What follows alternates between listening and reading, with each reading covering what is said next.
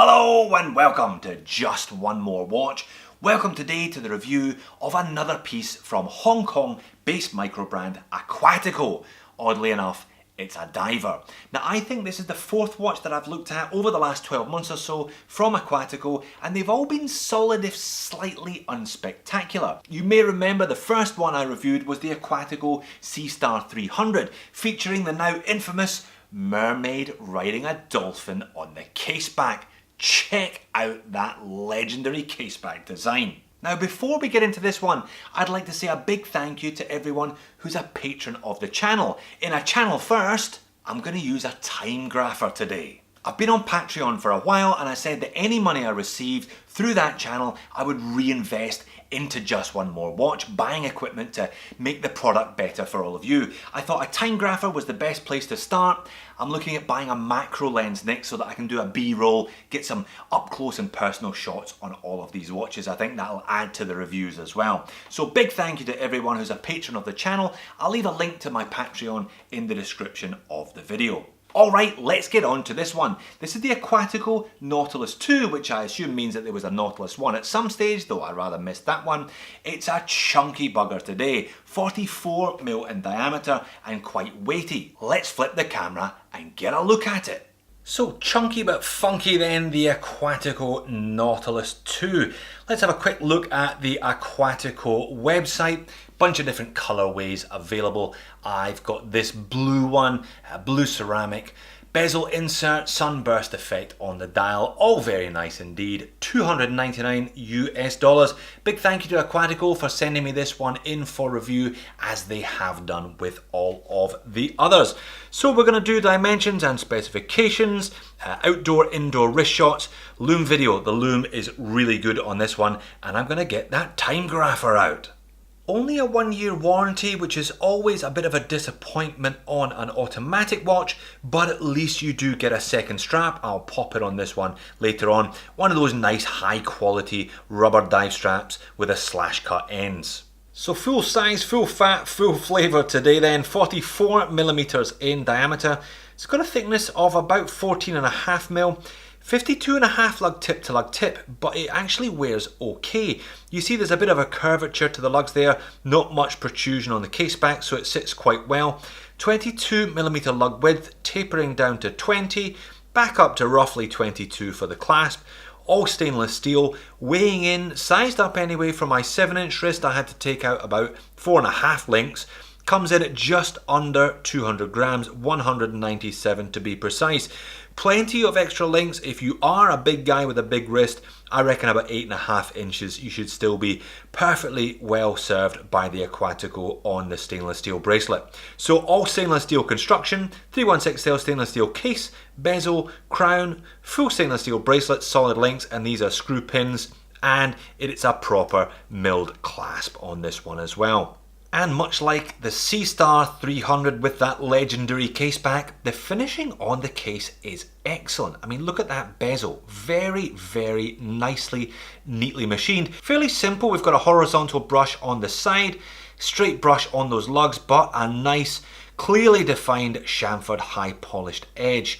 Now crown guards, semi-protecting the crown. There's a little bit of protrusion there, making it easier to grip, and it's a nice big chunky crown. Again, very much in keeping with the size of the watch.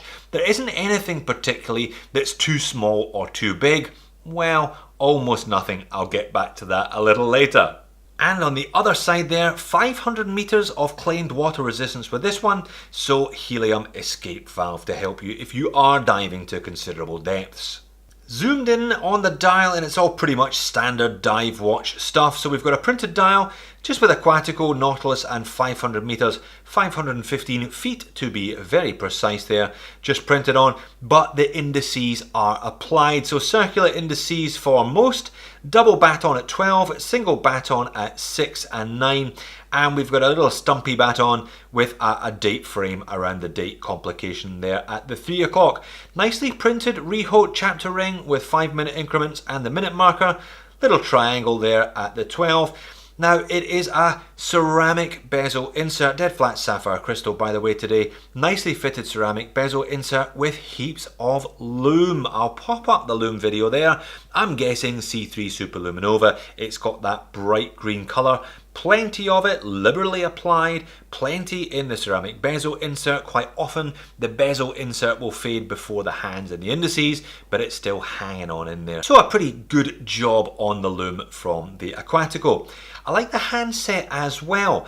Plongeur hand for the minute, kind of fence post for the hour, and we've got a red tipped second hand pushing all the way out to the reho, all the way out to the chapter ring, which is nice. Now, you could argue that hour hand's a little bit small. I've made this analogy before. You know those crabs with one really big claw and one really small claw? They could perhaps have made the hour hand a touch bigger. But as discussed, I feel this is a handsome looking dial, everything nicely in proportion. And as you'd expect from a big and chunky watch, the bezel action is also big and chunky, slightly noisy, but locks in place nicely, no backplay at all, and everything lines up. Popping a link in the bracelet to show you the case back. We've got solid end links up there as noted. Screw down case back, and sadly it looks like the mermaid has fallen off the back of the dolphin at some point and been left behind.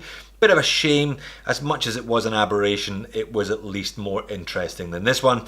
Pretty simple stuff, just the usual Aquatico precision dive watch, automatic, 500 meters, and sapphire crystal there.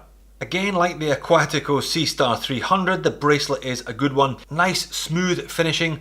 They're big thick links, bit of curvature so they conform to the wrist well, and as noted, screw links in the bracelet, which is always nice to see. I had no problems getting these ones in and out when I sized the watch earlier on. Now, plenty of micro adjusts in the clasp. However, the clasp is a little bit basic, only Aquatico printed on there and no recess. You're gonna have to get your thumbnail underneath. Now, I complained about this one in the C-Star review and it's a carry over clasp, which is a bit of a disappointment.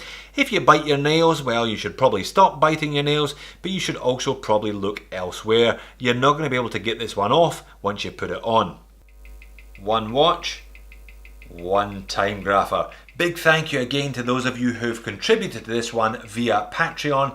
It is very much appreciated. Now, this is one instruction manual I'm gonna have to learn at some point, but today I just plugged and played, and so far so good from the Aquatico. This has got the Seiko NH35, that's a 24 jewel hacking and hand winding movement that, as you can see there, is running at 21,600 vibrations per hour, and in this flat position, coming in at +3 seconds per day timing, and that's a pretty consistent timing pattern there from what I can see. So kind of what you'd expect from this Seiko. The parameters, the tolerances that they generally operate to are -20 to +40, but the vast majority of them that I've seen come in below that. This one doing rather well for itself, and crucially, oh, what a relief, a blessed relief. There's a button where you can turn the noise off. So looking forward to tinkering with this time grapher in future videos. Now, getting it on wrist, that's it sitting on top of my 7-inch wrist. I think it wears very well actually.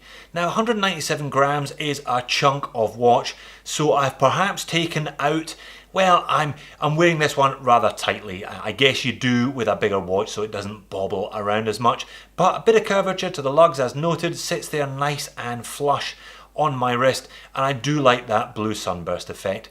Nice colour toning, nice matching in with the ceramic bezel insert. That's it zoomed out for perspective. 44, maybe a little bigger than I'd wear these days. I did wear a 44 tag for many years during the kind of big watch phase, but I'm back into slightly smaller pieces. But as noted, this one looks good. Looks good when you take it outside as well, get it into some natural light.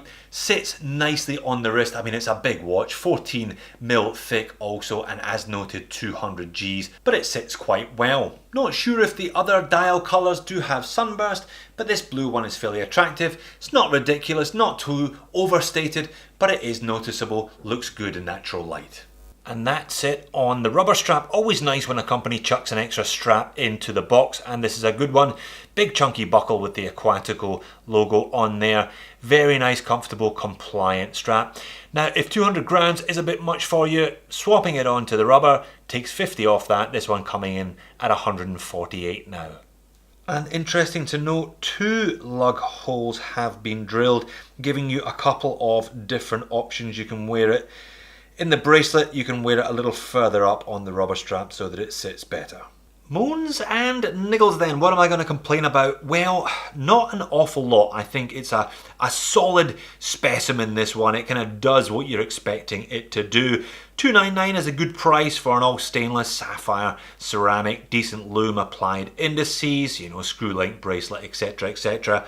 And with the added bonus of a high quality rubber strap to go with it. The wee mini crab hand, I guess that could freak you out if you concentrate too much on it, but I think it's something you get used to quite quickly. Now the bracelet clasp, come on Aquatico, you need to sort this one out. I think that isn't quite up to snuff. It's a little bit basic. You'd be better putting something a bit flashier there with a recessed double pushers. Perhaps if there's a Nautilus 3, we'll see an upgraded clasp on the Nautilus 3. And is it just me, or are those 2 batons at 12 o'clock not exactly parallel? Again, with any watch you buy, just check it when it arrives and make sure it's up to standard. Make sure you're entirely comfortable with what you have received. The only other thing that I would complain about the Aquatico is that the brand doesn't exactly grab you by the throat and scream, "Buy me," does it? It's efficient, it's well made, it's well proportioned, it's good looking, but it's a bit bland. I mean, Aquatico, it's another one of these brands where the best they can come up with is to put the brand name in block capitals at 12 o'clock. A bit dull, to be honest. Maybe they're a young company, they're only a couple of years old, they're into their kind of 5th or 6th model. Perhaps a bit more identity will emerge with time, perhaps not. So there you have it, the Aquatico Nautilus 2 then, the very definition of chunky but funky. If you're in the market for a rock solid $300 dive watch that does everything you'd expect it to do and not much more, this one should definitely be on your shortlist. I only had a couple of gripes. The clasp could be easier to operate, especially if you trim your fingernails on a regular basis, and the whole brand does lack a little bit of imagination. Not a lot of brand identity as yet. Perhaps that's something that will emerge as it grows over the next couple of years.